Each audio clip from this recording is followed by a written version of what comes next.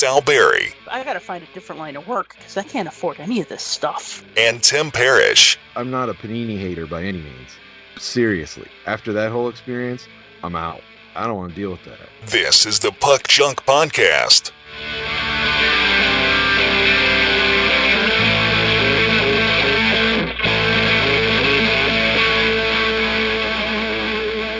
Hello and welcome to the newest episode of the Puck Junk Podcast. A couple days late, a couple dollars short, but that's okay. We're here now. You're here now listening. That's the important thing. Sal Berry along with Tim Parish, back from the, not the dead, but you guys played a Halloween concert a couple days ago. We did.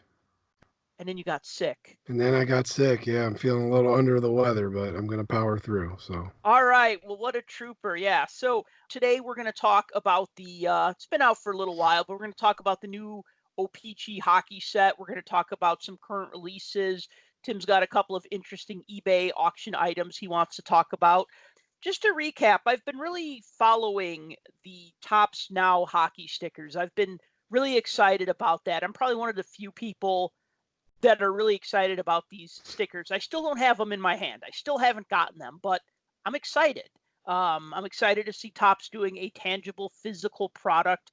I like sticker albums. As I said before, the week one print run was 1,483 packs. Week two was 1,020 packs. So there was a, dip of about 460 odd packs. Week three, the production went up to 1,444 packs. Now, a lot of that had to do with the Capo Caco Chase sticker that was designed to look like a 1991 Bowman hockey card. So that was going to happen. That makes sense. Yeah, so that's going to happen 1 in 3 packs. So I'm going to assume a lot of people bought 3 packs. I'm going to actually assume that instead of buying 3 packs, I'm going to bet that a lot of them bought 5 packs. And I'll tell you why. I bought 5 packs because if you buy 3 packs, it's $7.50 a pack. So that's 7, 14, 20. That's $22.50. But if you buy 5 packs, it's $27.49. So for only a couple dollars more, you can get 5 packs instead of 3 packs. Well, I don't really need 5 packs. But then I'm like, well, I don't really need 3 packs either. But then I thought about it and I'm like, it's only $5 more. It increases my chances of getting the Chase sticker because 1 out of 3 doesn't guarantee that I'm going to get it if I buy 3. You would think it would, but it doesn't. 5, I felt that gave me better odds. Here's the week 3 checklist. Sonny Milano, Sidney Crosby, Connor McDavid, Evander Kane, Jack Hughes, Gustav Nyquist, John Carlson, David Pastrnak, Victor Meat and Nick Suzuki are on the same sticker. They both scored their first goal for the Canadiens, so they're on the same sticker. So I figured that at least like the Crosby, the McDavid, and the Hughes stickers, I could probably sell and get some money for. Maybe. Of course, maybe everybody's thinking that. I said, yeah, you run that risk. Everybody with the same idea. Well, but you know what? If I was not collecting these stickers, but I was a Sidney Crosby collector, I'd gladly pay somebody, $3, $5 for this sticker instead of having to mess around with buying all of them, although all of them was only $7.50. And then they also had a 10% off coupon. So I utilized that. They gave a 10% off coupon because their shipment of the week 1 stickers is delayed. And they're like, we're sorry, here is a 10% off coupon. And I'm still waiting for the week 1 stickers. The week 4 sticker packs are out now. They're only going to be online a little bit longer. So the checklist so far for that is Andrei Vasilevsky, Tony DeAngelo, Nick Leddy, with his hat trick, Brian Little, Patrice Bergeron, Elias Pettersson. The 7 through 9 are still to be announced. We don't know who they'll be. So that's what's going on with Topps Now stickers. As far as Upper Deck game dated moments, the week 3 cards, card number 8 is Sidney Crosby. Card number 9 is Nick Suzuki. Card number 10 is Jack Hughes. And those are $3.99 each, but you have to make a purchase on ePack in order to unlock these cards and then buy them for $4 each. So I got to tell you, if you like cards better than stickers, obviously you're probably going to lean more towards game dated moments. But what I'm liking is that because Topps Now is doing 9 stickers at a time, they're really covering a lot of topics.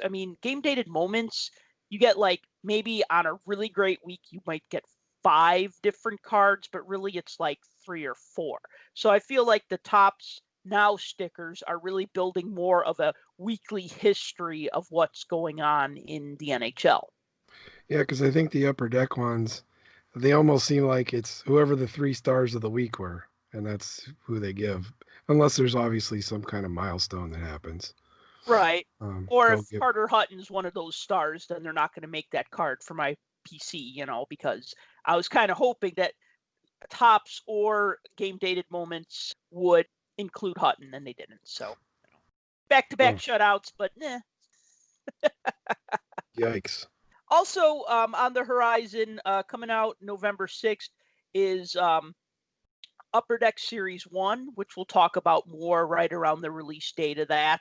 Of course, every hockey card collector is looking forward to Upper Deck Series 1. I don't know a hockey card collector who doesn't buy Upper Deck Series 1. I mean, there are some people who buy O-Pee-Chee, some people who don't buy O-Pee-Chee. There are people who buy SP Authentic and people who don't buy SP Authentic. There's people who buy the cup, people who don't buy the cup. But I think like Upper Deck Series There's 1 way and more Series people 2, who don't buy the cup. well, yeah, okay, I'm sure, right? But Yes. it's a little barrier to entry is a little high. But then so Upper Deck Series 1 and Series 2 are like the sets that everyone can agree on. Flagship is always the best seller, I think. Yeah, it makes me wish that it was a bigger set. I long for the days of the 700 card Upper Deck hockey sets. I've talked to their marketing and PR guy about doing an Upper Deck Series 3, and they're just like, nah, there's no interest in it. But I would love a They already 600. do update. Yeah, but that could be a full set. I don't know. How many I don't players know. can you name who were not in last year's Upper Deck set? We're not. Yeah. Um, Because each set will have Series 1 will have 5 to 7, say, Penguins. Series 2 will have 5 to 7 Penguins, maybe 8 Penguins, never 9 or 10. It's always 5 to 7. So you're only featuring 10 to 14 players plus a couple of rookies in the Young Gun set. But, a team might use upwards of 30 players a season. well, you're assuming that there's going to be a demand for some of these fourth line guys or emergency call up type guys that are, playing on the Black Aces squads and stuff like that. Yeah, there probably will be some interest, but I don't know that they could base a whole series off of that and actually put it out there. It's not like Topps Update with baseball where everybody clamors over it because they're looking to stockpile away, 10-cent prospects that are going to turn into Mike Trout. It's a little different than that because a lot of these hockey guys that get left out and thrown into that update set are the ones that come in later in the season or, get called up. I don't Or know a that they big could, trade. or a trade or something like that. But I don't know that they could support a full, because you figure Series 1 is 250 cards. Yep. Plus the rookies, right? Or 250 with the rookies. Yep. Series 2 is 250 with the rookies. So there you got 500 right there. Mm-hmm. And probably the vast majority of those Young Gun cards are of players that have only played one game. Right. Maybe a few. The rare ones are going to be the guys that actually earn full-time jobs on their squads. And so I don't know. I don't mind the way it is right now, but going forward, I don't know that would be cost effective for Upper Deck, especially because hockey collectors they're kind of a fickle bunch. They like things the way they are. They don't like change too much. I don't know about that, but I mean, some things, yeah. But just doing some quick math here. So each team has to suit up 18 skaters and 2 goalies, right? That's Right. what you got to suit up. So that's 20 players that need to be in the game. 18 skaters, 2 goalies, 31 teams. That's 620 players or 620 subjects right there. So they could do 3 200 card sets, and then they could do, I know 150 rookies sounds like a lot, but hear me out on this. They could do Series 1 could come out in September or October, and they could, be all leftover rookies from the previous season, because they always find 50 people for their MVP set or their victory set or whatever, or close to it. So, or 50 rookies, I should say. So that could be Series 1. Series 2 could come out around Christmas time, be another 200, and then 50. And then Series 3 could come out around the Stanley Cup playoffs. And then that way you'd get a lot of those guys that make their debut later in the season. Then you're assuming that, 150 rookie cards, that's kind of much. So maybe, I don't know, maybe Series 3 you have some rookie cards, and maybe, here's a crazy idea. You do team checklists also as short prints. That would be awesome, actually. I would like it. I don't know. We agree on a lot of things, but I don't think we agree on that one. Well, let's talk about some eBay stuff, because I Sure. think we agree that what you found so far for that are pretty interesting. Yeah, keeping up with our little exploration of some hockey items that have sold this week. So just like last week, let's go backwards. So we're going to start with number 5 and work our way to number 1. The 5th most expensive card that sold this past week on eBay had 48 bids in a regular auction format, and it was a 15-16 Upper Deck the Cup. Honorable numbers, Connor McDavid, rookie patch auto. It was a BGS 9.5. And final score on that was $13,502. Wow. Yes. So a lot of money for what would be considered more of a modern card. A lot of what's in the top 5 are the usual suspects that we kind of see pop up. The number 4 sold just a few days ago. It was a 51 Parkhurst Gordie Howe rookie. It was also graded. It was a SGC 8. Mhm. So that's considered near mint from an SGC standpoint. Sold for $15,100 with 40 bids. Wow. So a lot of dough for an important historic kind of piece from the hockey realm. The number 3 card was a Upper Deck the Cup Connor McDavid rookie patch auto. These were numbered out of 99, so there are a few of them out there. This one's graded BGS 8.5, sold for $19,888 with 26 bids. I was shocked that it went that high, but almost 20 grand for that particular card, and it's only an 8.5. Why were you surprised that it went that high? Because it's only an 8.5. So to combat that, shockingly enough, another one sold. Different serial number. I made sure I checked on that. The previous one I just spoke about was number 92. This one was number 70. Got a 9.5 from Beckett. So that's a gem mint according to their grading scale. $38,125 with 22 bids. Wow. So there you can see the difference in grading scale based off of a BGS kind of sliding scale of 8.5 versus 9.5 for the same card. One went for almost 20 grand, one went for almost 40. So 1 point in the grading scale made that much of a difference in the final auction value for these. And then the number 1 card this week was actually one that pops up quite often, but I don't think since we've been doing these, it's ever been number 1. The 1966 Topps Bobby Orr rookie card. It's been on the list before, like I said, but I'm not sure we had it at number 1. It's a PSA 8. Sold for $44,544. Now, was this the test issue, or was this the actual Topps? This was the regular issue. Okay. This was not the test issue. Okay. But it had 48 bids on this auction. Now, keep in mind the source of some of these auctions, and for the sake of having people go crazy and be angry because of who was auctioning these off. I'll protect their names, PWCC and Probstein.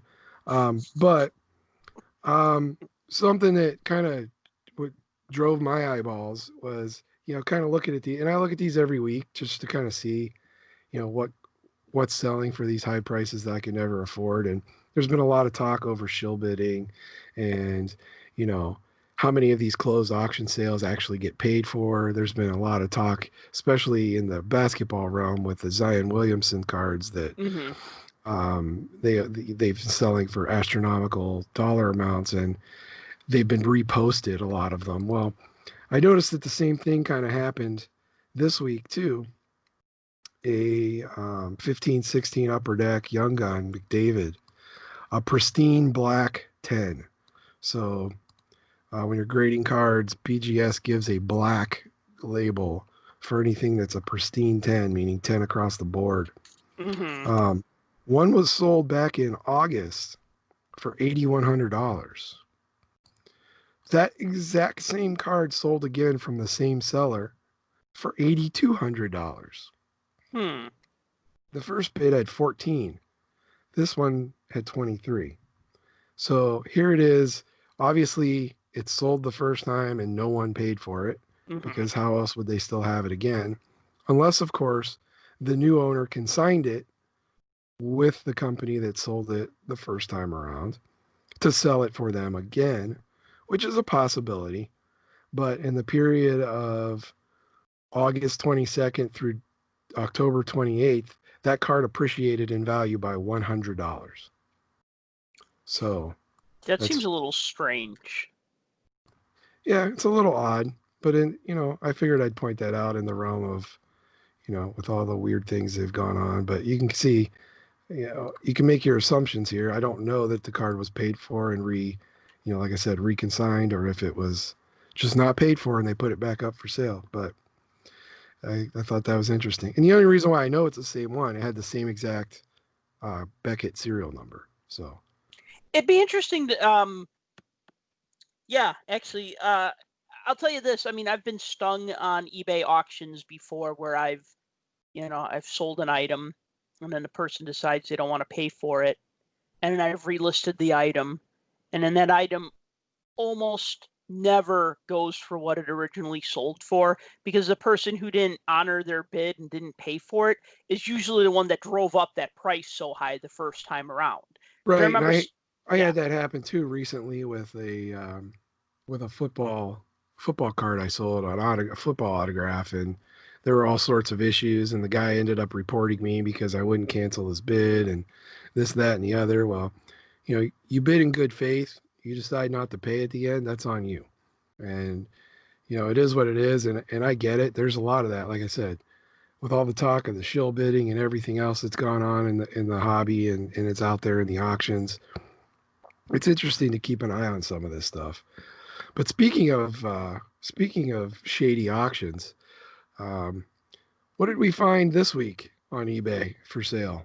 okay, so one of the saved searches that I have for eBay, and I have way too many of them. In fact, I have some things that I've saved that I don't even know why I saved them, because maybe 5 years ago I was like, oh yeah, I totally want a Tulsa Oilers set from whatever year because it had whatever player, and I hope that one pops up. But one of the auctions that I follow is for Scott Foster, who was he was the emergency backup goalie that the Blackhawks used 2 seasons ago in a game against the Winnipeg Jets. He played a little over 14 minutes. He made 7 saves. It was a crazy game if you watched it. He ended up coming to the Blackhawk convention that summer and talking about his experience. And I asked Upper Deck, how come you're not making a card of him? And they said that he politely declined. Well, they ended up making a card of him, not the same season that he played in, but in that fall's O-Pee-Chee set. I guess because he actually played in a game, not just was on the bench as a backup, but actually played in the game. Somehow they were able to include him in the what would it be? The 1819 O-Pee-Chee set. So the guy So has basically one basic card and maybe 9 or 10 other parallels. yeah, If so it was an O-Pee-Chee. and you gave me one of those cards, and I thank you for that again. And I want to get all the other variants, but some people have like some ridiculous prices for them. Like somebody was selling like they wanted like $50 for like the black border, or I don't even know if it's a black border, but like the whatever border variant. And I'm just like, all right, well, you know what? I'll wait because to me it's like a couple dollar card, maybe a $10 card. But what popped up was what was interesting was that somebody was selling 6 custom Scott Foster cards, and I was like, no way. One of them is an 88 in the 88-89 Topps hockey design. So of Huh. course I clicked on the auction, I feel like and I've seen that before. yeah, because I made them. So this guy basically went to puckjunk.com. He saved my card images that I created because I created 7 custom Scott Foster cards. I had to set a number. 7 sounded like a good number, and he made 7 saves that game. And, I wanted to do an 88-89 design. Mick Kern from XM Radio, he's like, hey, you should do a 71-72 design. I wanted to do a 91-92 Bowman design because honestly it was kind of something easy and it would lend itself to a horizontal shot, et cetera, et cetera. So I did all these different designs. I did a pro set design and I put them up there, and I just wanted people to enjoy them. I wasn't making any money on them. I mean, a lot of people make custom cards for fun, just to put up.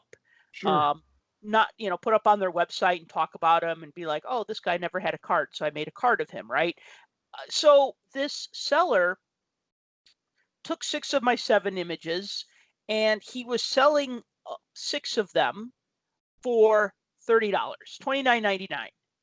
And so I went to Twitter and I just said, hey, how should I feel about this? Like, some people are like, well, Sal, you can't sue because you don't own those images. It's like, yeah, no, duh, right? Like, I know this already, right? But it was just like, I just said, yeah, what should I do?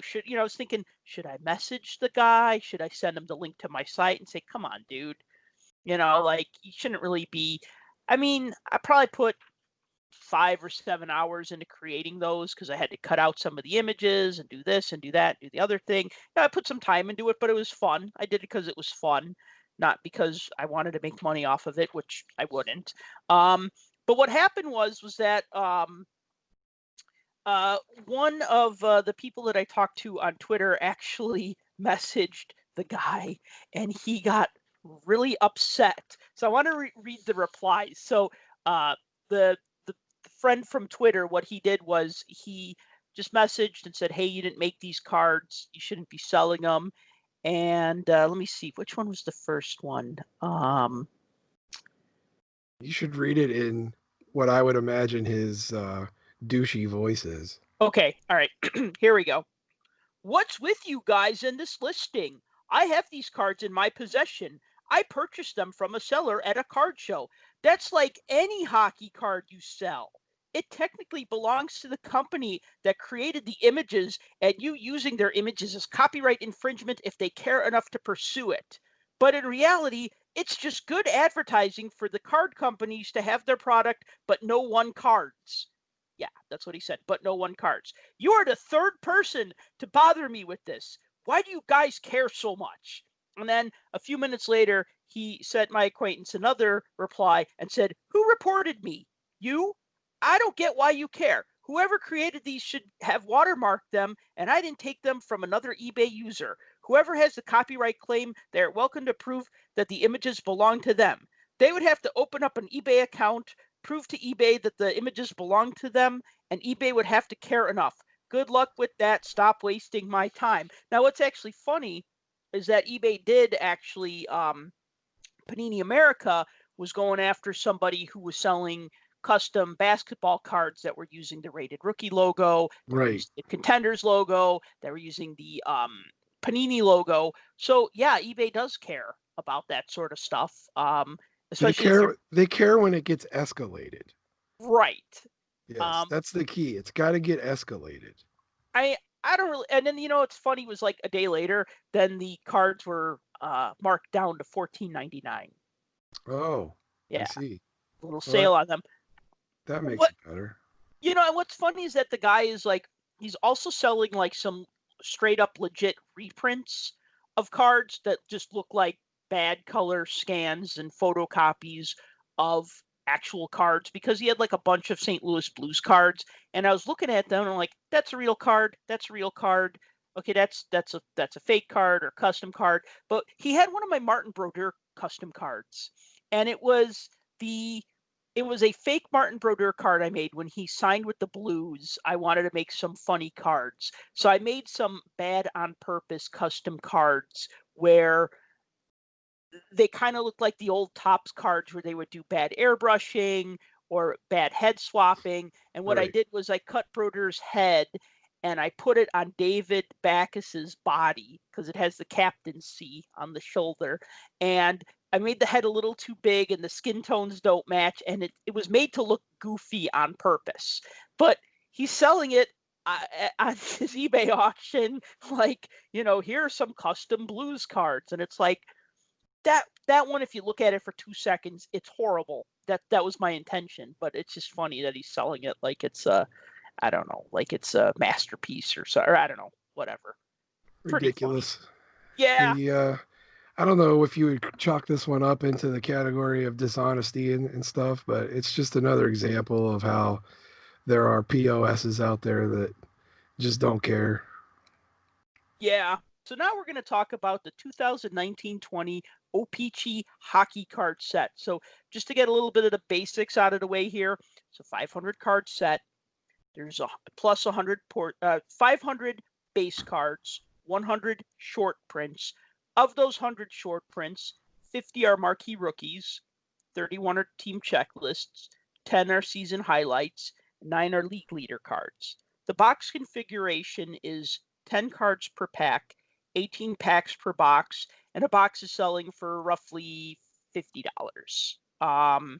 Maybe a little less, maybe a little more. Now, what I will point out really quick was that last year it was a 24 pack box, and the year before it was a 32 pack box, although there were only 8 cards per pack instead of 10. So last year a box had 240 cards. 2 years ago a box had 256 cards. This year a box has 18 cards, or excuse me, 180 cards. Yeah, that was I think that's obviously a big reason why the price point is way lower. Mm-hmm. Previous years, you usually saw the price point stay up over the $70 range for most of the season, if not higher. Mm-hmm. But everybody around pretty much has them under $50, and I think Right. that's one of the big reasons. Okay. So I don't know if I like that though. I mean, I get it. They want to make the prices lower, but you're still looking at, even if it's like $50 a box, maybe 55, maybe 50 in shipping or 50 in tax, you're almost paying the same as a pack of Upper Deck Series 1. Well, no, take that back. $3 for a retail pack, $4 for a hobby pack, maybe $3 a pack if you buy a box. Um, but still, we're looking at like roughly $2.75 to $3 a pack. I don't know if I see this as a set that, I don't know, say is worth $3 a pack, but I always thought O-Pee-Chee was just too high. The price point to me, I've collected it pretty much every year. I like it pretty much, not every single year. I didn't like the first couple of years so much, but like really around 2012, I feel like they really turned it around, where I liked the designs a lot better. Um, but it, to me, the set always just felt like it should have been $1 a pack, like Victory. And instead, it's like $3 a pack. And I could never really figure out why. Because Victory to me is a nicer card. I know it's not out this year, but it's a nicer looking card. But the only advantage that O-Pee-Chee has over Victory is that it has an O-Pee-Chee logo on it. Well, Victory's always had at least when it was manufactured as its own set, it was always like a higher stock paper. Um, Peachy's traditionally that cardboardy type paper in the on the Prit. So it's got that like brownish back to them. But if I remember, Victory was always more of a I don't want to say high gloss, but it was more of the thicker paper stock Mm-hmm. with the white. Um, Victory's been reserved to. It always comes out on like the specials. Like it'll be a randomly inserted rookie. Mm-hmm. That'll be a Victory black card Mm-hmm. in like the Black Friday or National Hockey Card Day or whatever. They've been doing that for the last few years. But yeah, I mean, here's the thing. O-Pee-Chee to me has always been the set builder set. If you like building sets and you like chasing, the a very large set that gives you a little bit of a challenge, O-Pee-Chee's always been the way to go. Mm-hmm. By shrinking the boxes and shrinking the number of cards that you get each year, it's obviously going to push a set collector to either have to seek more cards later on or buy more boxes. Now, obviously, the lower price point allows for the buying of more boxes, but at the same time, if you're chasing a set, do you really want to go and buy 6 boxes of O-Pee-Chee to try to put the bulk of a set together, knowing that you're going to get doubles at some Right. point or another? Right. 2 or 3 boxes, you may be okay, but that 4th box is always that wild card where you're going to start to pull doubles. And I've even seen in some past years, I can't speak to this year, but I've even seen where the inserts start to become doubles, Oh, that's frustrating. Yeah. which really is upsetting. A few years back, the O-Pee-Chee stickers that they put in that looked a little bit like the 74-75 Mm-hmm. design, but they were all colored, like the team color Mm-hmm. borders. Um, yeah, I opened 3 boxes, and the first 2 boxes, all of the stickers were different, and then in the next box, they were all the same as the first box. Now, Wow. obviously, I'm not going to say obviously. I assume those came from different cases, but I don't know. I can't really speak to that. So, um, yeah, I wasn't a big fan of how they shrunk the size, but I'm sure they had their reasons. Yeah, and we'll probably talk to them again one of these days about why. Well, obviously, it's a trying to find that financial sweet spot. But Case count went up though, didn't it? yeah, it did. Okay. Um, so what I'll tell you what I like about the set. I like the design. Um, I I like the front design. It's a nice, good color action picture. It's not overly complicated. My problem with the first few years of the O-Pee-Chee set was that they put the O-Pee-Chee logo very big. And I just thought that was ridiculous. It was like they were trying to hit you over the head with nostalgia. Now they make the O-Pee-Chee logo kind of small and out of the way. I mean, it's at the bottom center of the design, but it looks good. You have the logo, the position, the player name, the O-Pee-Chee logo. It looks good. The player's head is just kind of breaking out of the top border a little bit. Um, which is or it's breaking into the border a little bit, which is nice. I like that. I like that the short prints. I can't remember if they were back in the day. I want to say they used to be 1 in every 2 packs, and now it's like they're 2 out of every 3 packs because out of 18 packs that I opened, I got 12 short prints. Of those 12, 6 were rookie cards, 3 were checklists, 2 were highlights, 1 was a league leader. So I like that there was a higher concentration of short prints per box. I had the same thing, only 1 less highlight and 1 extra league leader.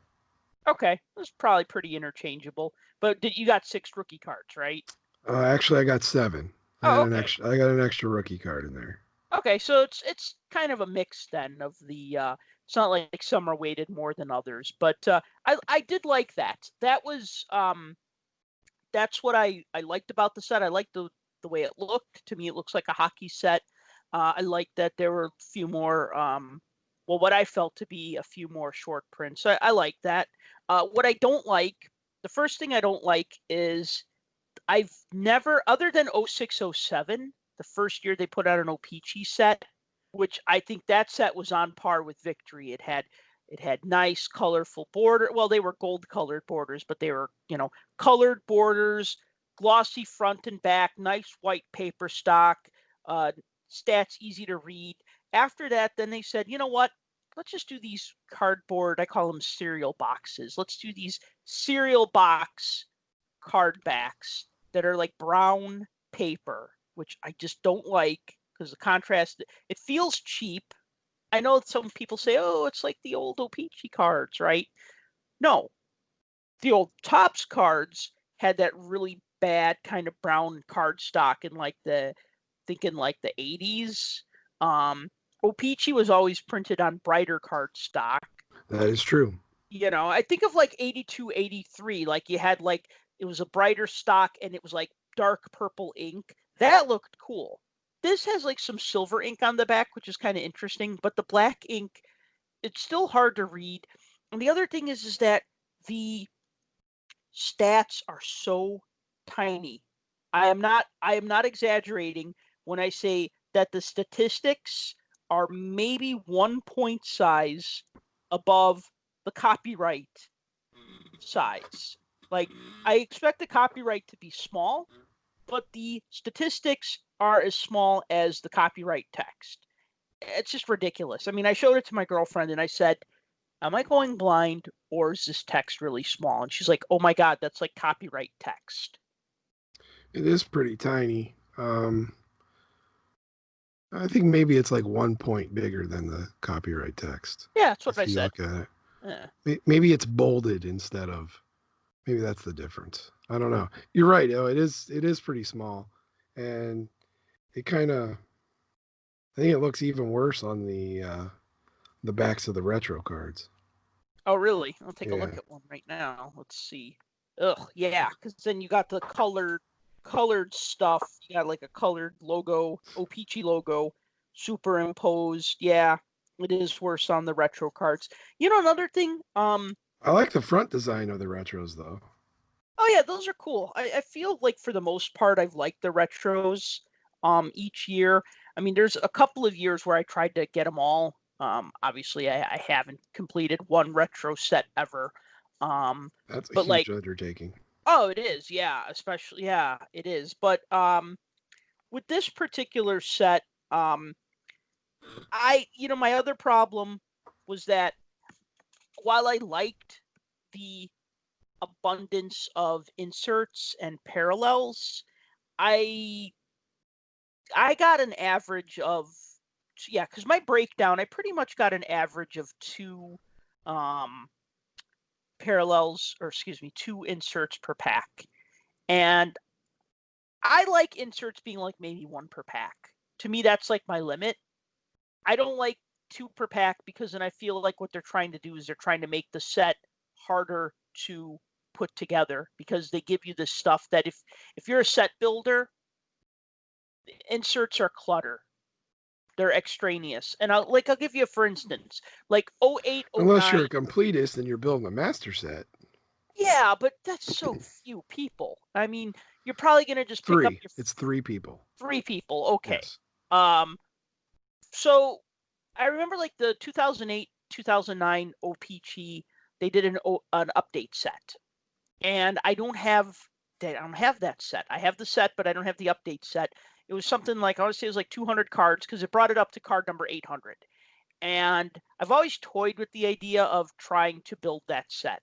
But a box of those particular cards, they were 5 cards per pack, but then there were 2 inserts per pack because that's when they were doing those metal inserts, Yeah. like those metal retro inserts. And I was just like, okay, well, 40% of these cards that I buy are not going to help me finish my set or build my set.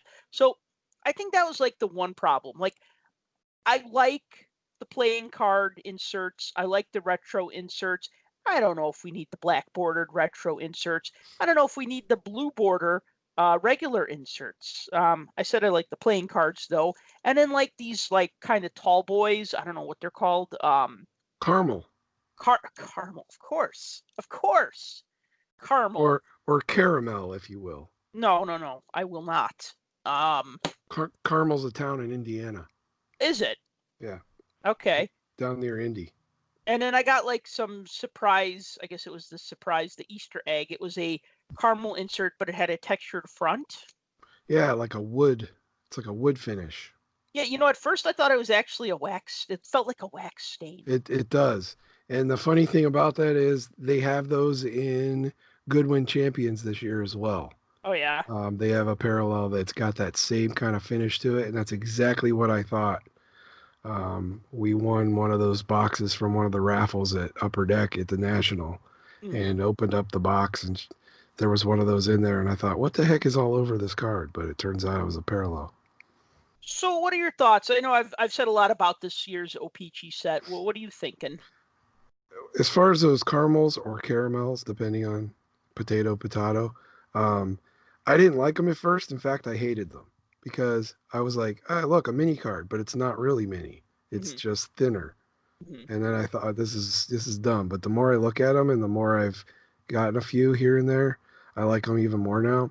And I'm going to put the set together just because I think they're cool and I like that retro design. I wish they were mini, like the old champs or something like that, but that's fine. I think the playing cards is played out personally because this is probably what the third, fourth, fifth year they've included those. I get it, but I don't know. I don't need that. That's just me. Unlike you, I do like the retro black borders. I would rather keep those.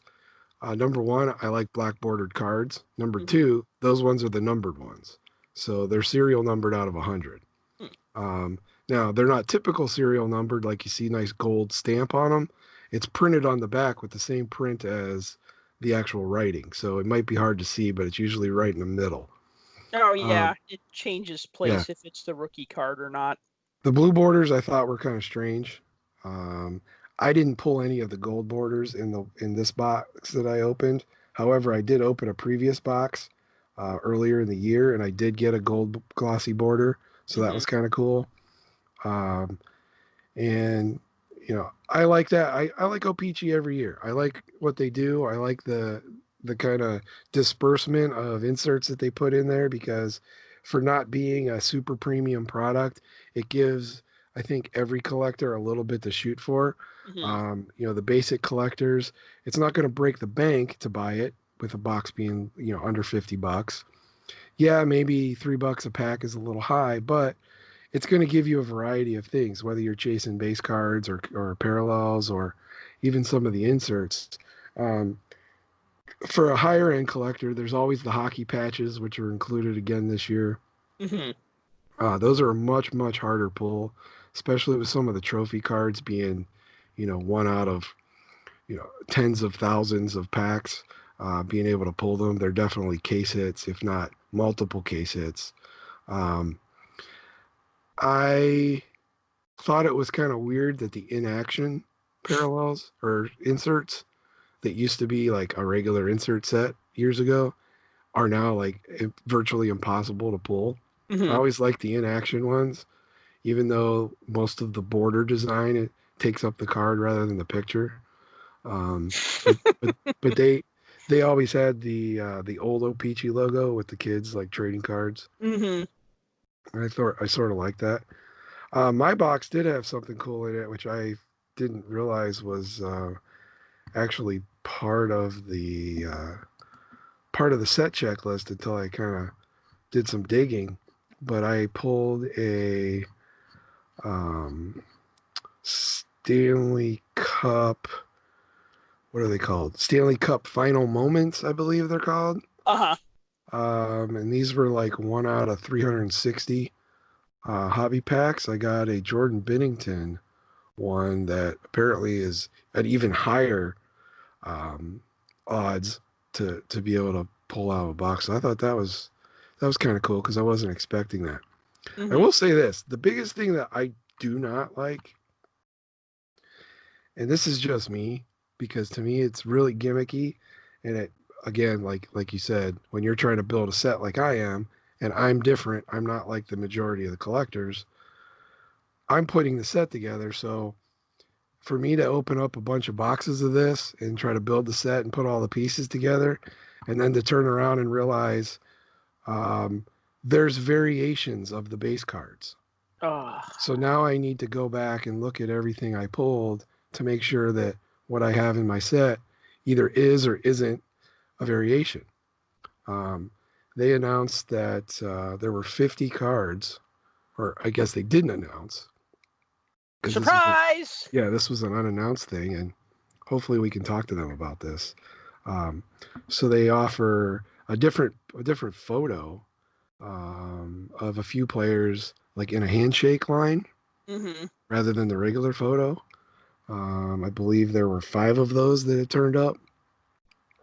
There's also a retro alternative jersey version of some of the players' photos where it shows them in like their alternative, like third jerseys. Mm-hmm. A lot of them being like full black uniforms and stuff like that, or various colors that aren't normally used.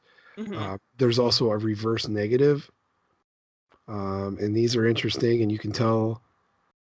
The only way you can tell is if you look at the card, everything's backwards in the photo. What? Yeah, so you may not tell that the player's backwards, but if you look at the dasher boards, the writing's backwards. So wait, but the player's not backwards? No, the player's backwards too, but how would you know that? Well, You the couldn't really logo would tell. be flipped. Unless you know somebody's right-handed or left-handed. If you have a symmetrical logo on your jersey, which I don't know that any of them are anymore, but let's say you did, you wouldn't know that. But yeah, the logos would be flipped, numbers would be transposed and backwards. So that's a version. And there's also a black and white test-proof version where obviously the photos are black and white. Now, in addition to that, there is a alternative team logo one as well. And the team logo variations, there's the base logo that you see on the bottom of the card, where it's generally the graphic type logo. Mm-hmm. So like for instance, the Red Wings is the wing wheel. But there's an alternative one that shows the retro logo where it's the script Detroit Red Wings spelled out. And again, I went through a bajillion cards looking for both the retro logos, the black and whites, the reverse negatives, the alternative jerseys, the handshakes, et cetera, et cetera. And I had to do it multiple times because I forgot what I was looking for half the time. So again, it's just me, but that's a possibility. So I'm kind of anxious to go to my local card shop that I frequent or generally frequent, where people bust open boxes, take the hits, and leave all the commons, because I'm going to guess there may be some of these floating around in there. Yeah, they wouldn't know unless they knew to look for it. But then again, and that's interesting that somebody would do that with a set like O-Pee-Chee, because that's usually not the set I think of when people will buy it and leave behind the commons. Usually it's a set like Artifacts or, SP Authentic or something like that. Well, and the other thing too is I don't generally think of O-Pee-Chee as being the one. There's enough gimmicks in there already. Why does there need to be more? With all of the inserts and everything else, and you get the retro blank backs of the retro cards. Those have been included for years and years. That's to be expected. But there's all these inserts and everything else. I mean, if you get a chance, look up on the secondary market wherever you go, whether it's eBay or ComC or whatever. Check out some of the prices that people are looking for some of these alternative photos. It's kind of insane. So if you're a completist, good luck. If you're a set builder, stick to the base. If you're a team collector or a player collector, again, good luck. Good luck. Yeah, it Yeah. was like last year with Upper Deck Series 1, Series 2, and the triple exposure cards. Yes. And those were like pretty pricey. I don't know what they're down to now because I haven't looked, but I really wanted to get the Patrick Kane and Jonathan Taves for, just to have, because I player collect those two players, but not like where I spend a lot of money on their cards. Kind of more like, oh, I got an extra Patrick Kane and I set it aside. I put it in a book. So I wasn't going to spend like $50 on one of those cards, but I was kind of hoping that they'd be a little more frequent, where they would just kind of pop up and that I'd be able to pick them up. Yeah, I don't know if we really needed, to have playoff beard variants a couple years ago and handshake line variants.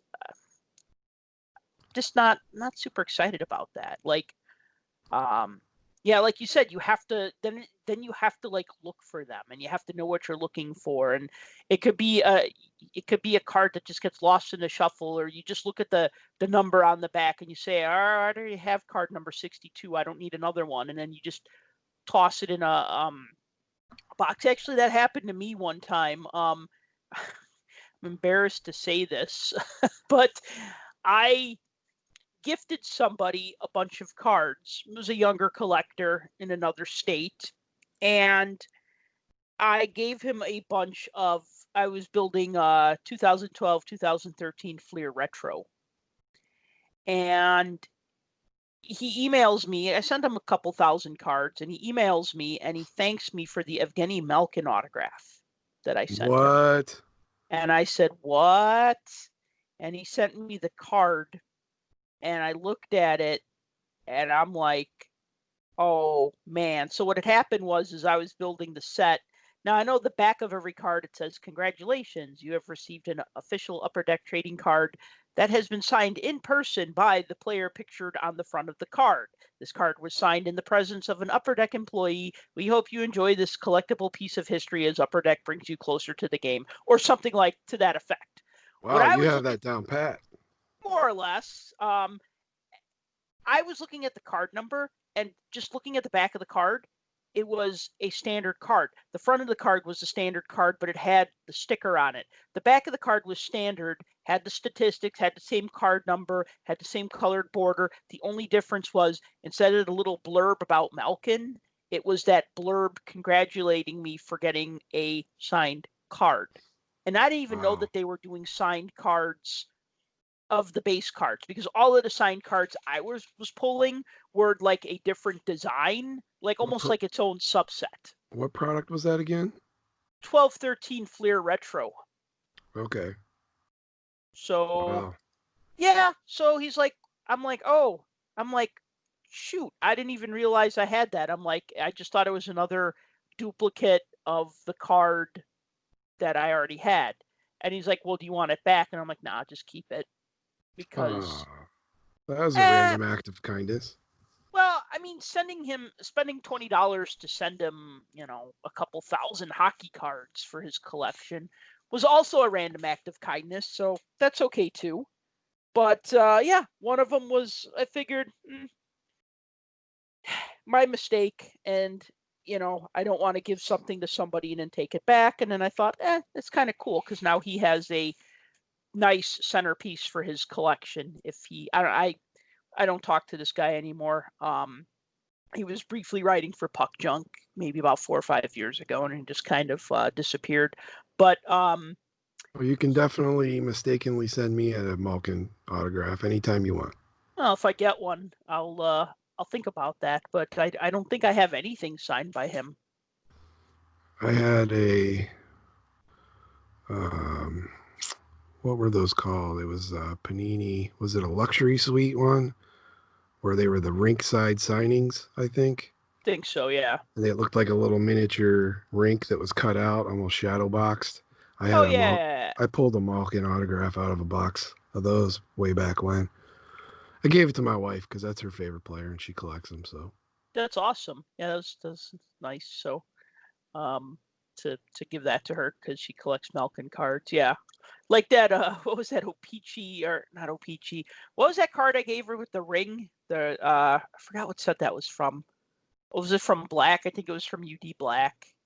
oh yeah. It was Championship ring. it was a championship ring. It was from Black Diamond. Oh, Black Diamond. That was it. Yeah, Yeah. that's a nice looking card. Yeah. That was cool. Yeah. So any other thoughts about O-Pee-Chee before we wrap this up? I mean, I can, O-Pee-Chee's not for everybody. If you're looking for the major Uber hits, you're looking in the wrong place. However, there are major Uber hits in here. You just have to be willing to look for I mean, again, if you pull one of those Hall of Fame patches, there you go. I mean, definitely you're not going to retire off of it, but some of those are bringing some pretty pennies, and if you can pull some of those really hard to get inserts, those are nice too. Overall, I mean, I like the set. I collect it every year. I look forward to it because, like we were talking about with Upper Deck Flagship being able to come out with a Series 3, this to me is like O-Pee-Chee or Upper Deck Series 1, 2, and 3. It's the biggest set of the year, and it's got the most cards to go after, and it's old-time hockey, and it's fun. Yeah, it is a lot of fun, and it's, like I said, it's a set that I've built every year since the first year that Upper Deck started putting out the O-Pee-Chee set. It's usually a set that I like. Despite my complaints about the card backs, text being too small, the backs not being that great looking, I still buy the set. I still like it for what it, for its strengths, not its weaknesses. Yeah, I don't know. I'm always on the fence. Like, do I want to build a set or do I just want to buy a set? And I know, like, one year I bought a set and it was nice because it was like, I spent $130 and that was with short prints, and then I was just done. I was done. I didn't have to, sort thousands of cards. And then there was that year that I bought the case, and that was a lot of money and a lot of opening and a lot of sorting. But then I was able to sell off my extras. So yeah, I guess you really can't go wrong either way. Along those lines of what you just said, I always thought that was a good idea. Just buy the set outright, then you're done. Yeah. And as a set builder, that almost made me feel like I betrayed my entire hobby. About 3 years ago, I bought the base set for Flagship Series 1 and Series 2. Didn't pay very much for it. Didn't buy a box like I usually do. Mm-hmm. Went and just bought the base sets, and then I've chased down the Young Guns. Still haven't finished it, but at the same time, I was done with the 200 in each series. But I felt horrible about it. It made me feel guilty, like I betrayed my hobby. And so I haven't done that since. I don't know. I'm a glutton for punishment, I guess. Opening the packs is part of the enjoyment of collecting cards. I mean, I still can't understand how people would buy a box of cards, pay the seller to open the box of cards for them. I'm not talking about participating in a box break or a case break where you buy a team. I'm talking about where like DA Cardboard will say, we'll open the cards for you and stream it live and then ship them to you if you want. And it's just like, that's no fun. Yeah, and a lot of times they don't ship the base either. They just pull out the hits and say, here you go, here's your hits. Yeah, well, that makes a strong argument for something like E-Pack, which we'll, talk about another time, because yeah, that's a huge conversation. I agree. We could devote a whole show to E-Pack. Yeah, we should do that in the future. So I think that's it for me on the O-Pee-Chee set. Yeah, like I said, it's good for its strengths. If you like big sets, if you like lots of different players, if you like a good variety of parallels, interesting inserts, surprises, it's got all of that. It does. Go out and pick yourself up a couple boxes. Could trade with us. Trade me your doubles. All right. Well, thanks for listening, everyone. And we'll be back again next week. And if you like this podcast, please consider buying a shirt from shop.puckjunk.com. And until next week, thanks for listening. For more hockey goodness, follow us on Twitter @PuckJunk.